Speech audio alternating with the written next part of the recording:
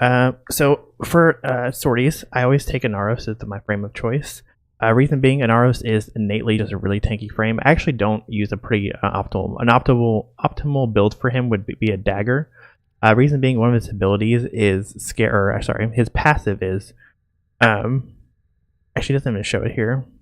One of his passives is kind of a hidden passive is that when he executes or like does a finisher, it's only like a standing finisher, not like a on the ground finisher on an enemy, he gains like 20% of his maximum HP. And he also has the ability called Desiccation, which is his one that blinds enemies and basically opens them up to finishers. So you're supposed to use a dagger with a mod called I can't remember it now. Actually, I can't think of it off the top of my head, but you'll find it really fast. Actually, it is a pistol or a dagger, a melee mod called Covert Lethality. Here it is. 100% extra damage on melee attacks or lethal damage on finishers. So basically the way it works is you automatically kill anyone that's open up to a finisher, like when you're blinded. And you basically get, in life saving, basically one shot any enemy, period, no matter what level they are, up to like level 1000 or something. But anyways, that's not the point. I'm here to just showcase the build on my frame. This is the build I use for all my sorties. Corrosive Projection is the aura, reduces enemy armor by 30%. Pain Threshold is my Exilus mod slot. It's 160% faster stagger recovery. Basically, the way it works is when I get knocked down, I get up in like a second. That's how it works. The only thing that can knock you down as Inaros is like, I think it's the Arson Eximuses and like a Shockwave from the Moas can knock you down still, but if you roll fast enough, you can roll through those. My roll is bound to control, so I double click control the roll.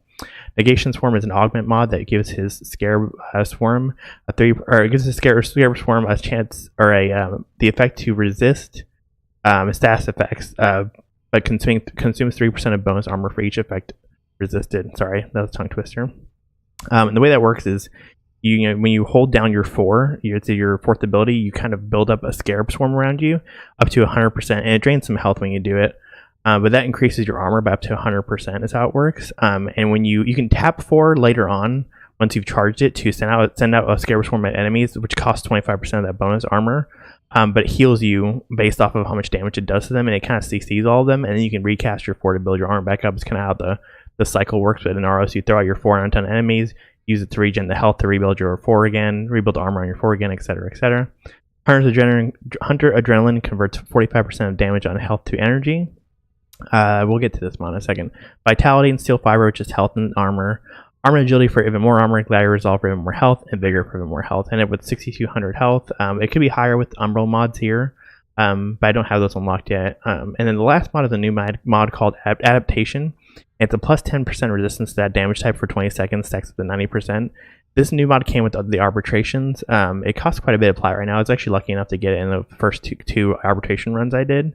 And it just basically makes you ridiculously tanky because each one of those damage type resistances are individual of one another, and exist kind of separate of one another. So you can have a 90% damage resistance to every single damage type in the game up at the same time, which is ridiculous. I use the maxed out Arcane Grace and Arcane Guardian. Those are pretty pricey. You can use a lower level version of either of these and you get pretty much the same effect.